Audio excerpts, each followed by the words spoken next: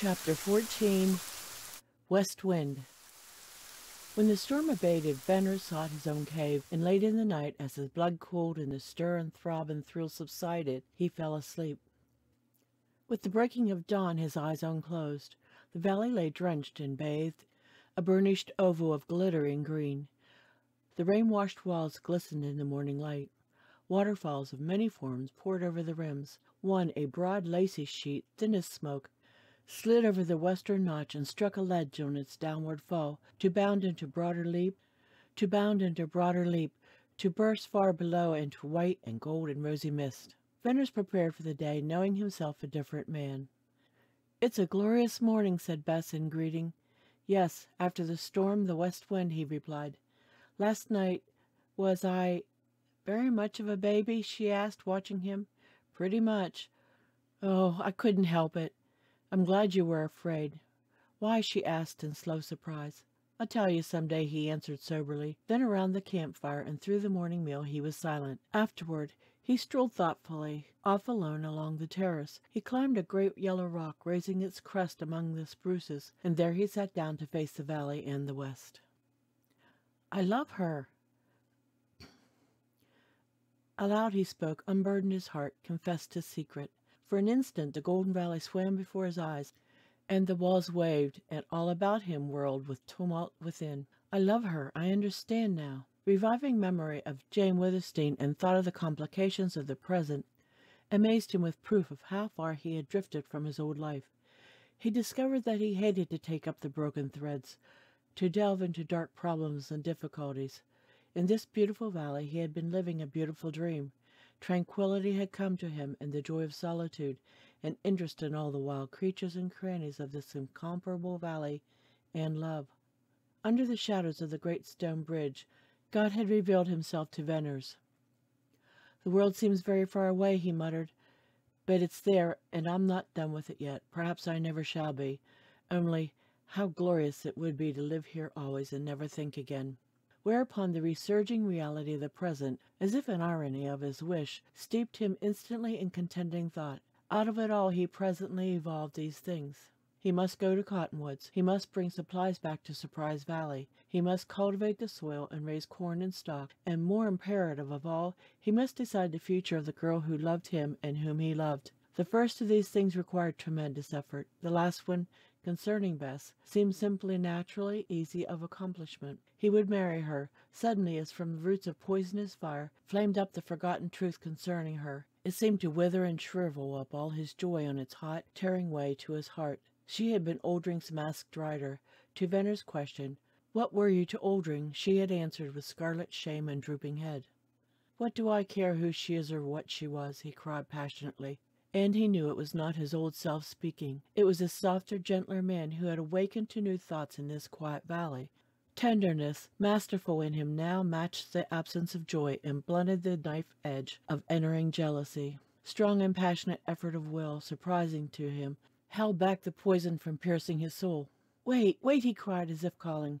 His hand pressed to his breast, and he might have called to the pang there. "Wait, it's all so strange, so wonderful. Anything can happen.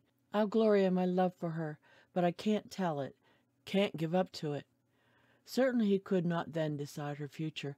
Marrying her was impossible in Surprise Valley and in any village south of Sterling. Even without the mask she had once worn, she would easily have been recognized as Oldring's rider. No man had ever seen her would forget her, regardless of his ignorance as to her sex. Then, more poignant than all the other argument was the fact that he did not want to take her away from Surprise Valley. He resisted all thought of that. He had brought her to the most beautiful and wildest place of the uplands. He had saved her, nursed her back to strength, watched her bloom as one of the valley lilies. He knew her life there would be pure and sweet. She belonged to him, and he loved her. Still, these were not all the reasons why he did not want to take her away. Where could they go? He feared the rustlers, he feared the riders, he feared the Mormons, and if he should ever succeed in getting Bess away from these immediate perils, he feared the sharp eyes of women and their tongues, the big outside world with its problems of existence. He must wait to decide her future, which, after all, was deciding his own. But between her future and his something hung impending. Like balancing rock, which waited darkly over the steep gorge, ready to close forever the outlet to Deception Pass. That nameless thing, as certain yet intangible as fate, must fall and close forever all doubts and fears of the future. "I've dreamed," muttered Veneers as he rose. "Well, why not? To dream is happiness, but let me just once see this clearly wholly. Then I can go on dreaming till the thing falls. I've got to tell Jane Withersteen. I've dangerous trips to take. I've work here to make comfort for this girl. She's mine. I'll fight to keep her safe from that old life. I've already seen her forget it. I love her, but if a beast ever rises in me, I'll burn my hand off before I lay it on her with shameful intent, and, by God, sooner or later I'll kill the man who hid her and kept her in Deception Pass." As he spoke, the west wind softly blew in his face. It seemed to soothe his passion, but that west wind was fresh, cool, fragrant, and it carried a sweet, strange burden of far-off things, tidings of life in other climes, of sunshine asleep on other walls, of other places where reigned peace.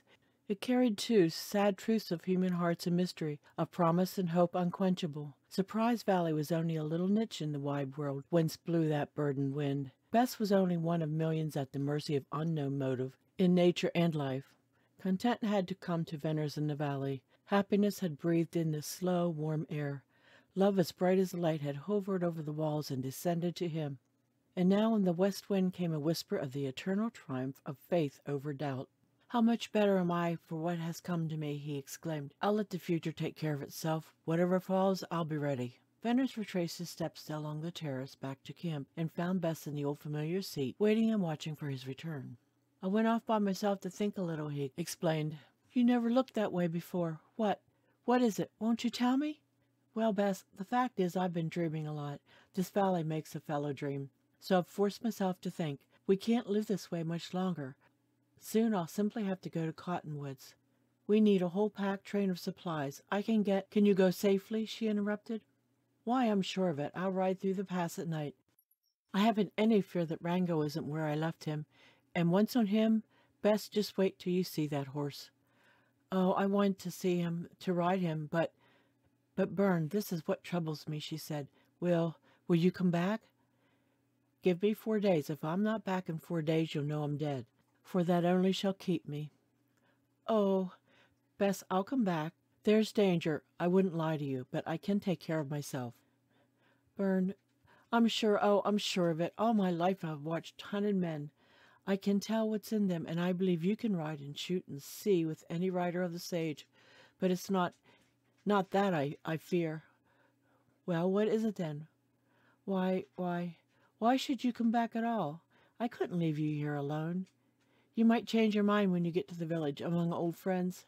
"I won't change my mind. As for old friends," he uttered a short, expressive laugh. "Then there must be a woman." Dark red mantled the clear tan of temple and cheek and neck.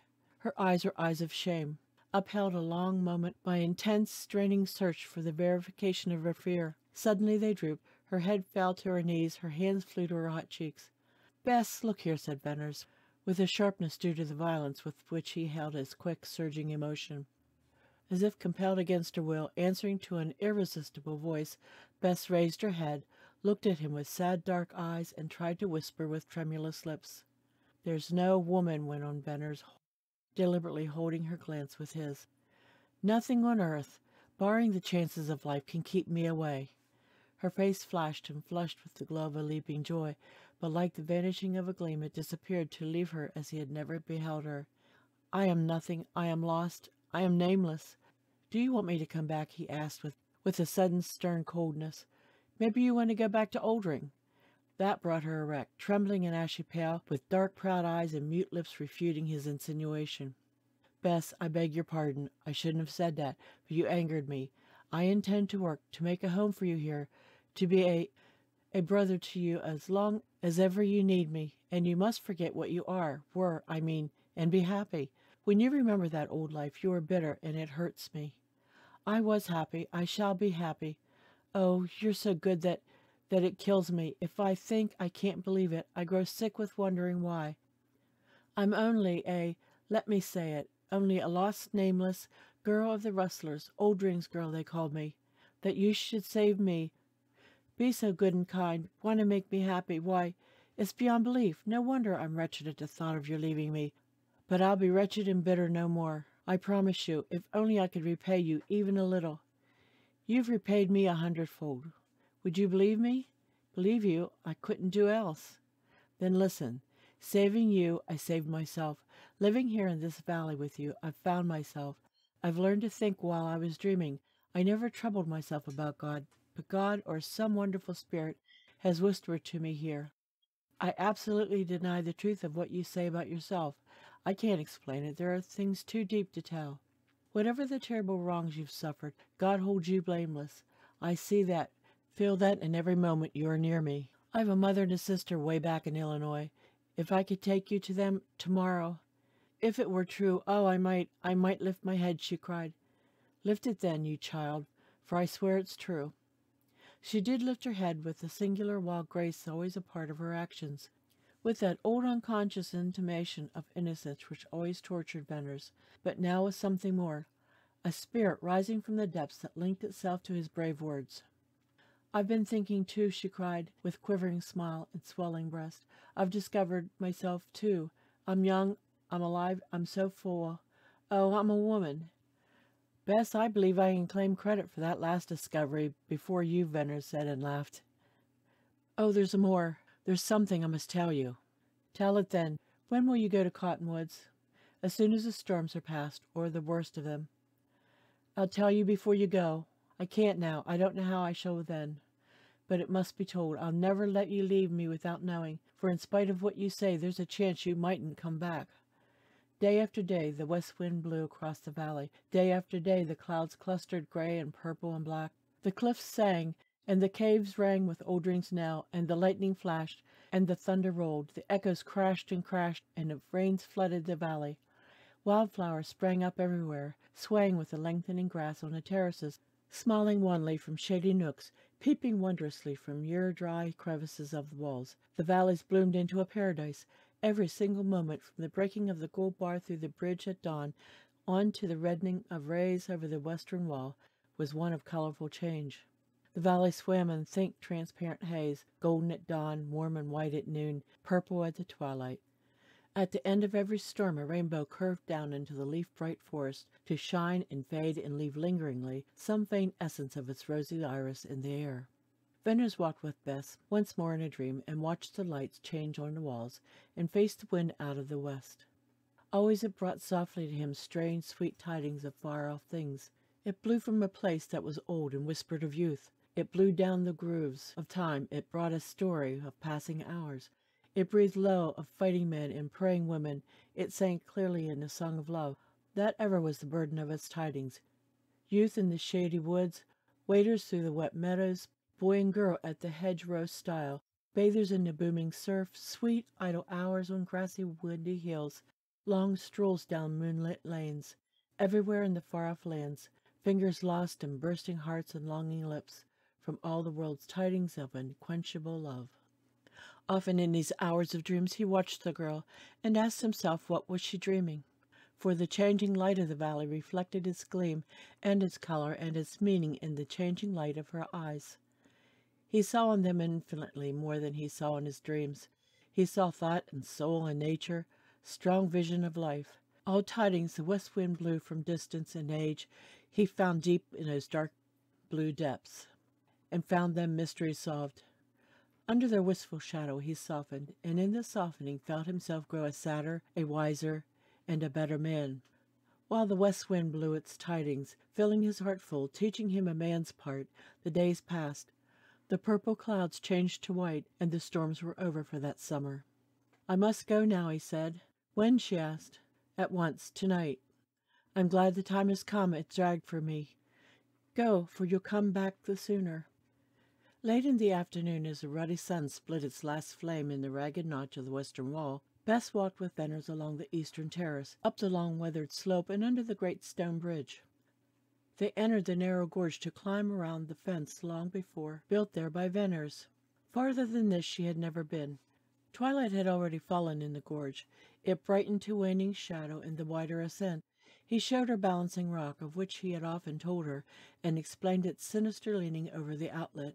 Shuddering, she looked down the long pale incline with its closed-in, toppling walls. What an awful trail. Did you carry me up here? I did, surely, replied he. It frightens me somehow. Yet I was never afraid of trails. I'd ride anywhere a horse could go and climb where he couldn't. But there's something awful here. I feel as if the place was watching me. Look at this rock. It's balanced here, balanced perfectly. You know I told you the cliff dwellers cut the rock, and why. But they're gone and the rock waits. Can't you see? See how it waits there? I moved it once and I'll never dare again. A strong heave would start it, and then it would fall and bang and crash that crag and jar the walls and close forever the outlet to Deception Pass. Ah, when you come back I'll steal up here and push with all my might to roll the rock and close forever the outlet to the pass. She said it lightly, but in the undercurrent of her voice was a heavier note, a ring deeper than any ever given mere play of words. Bess, you can't dare me.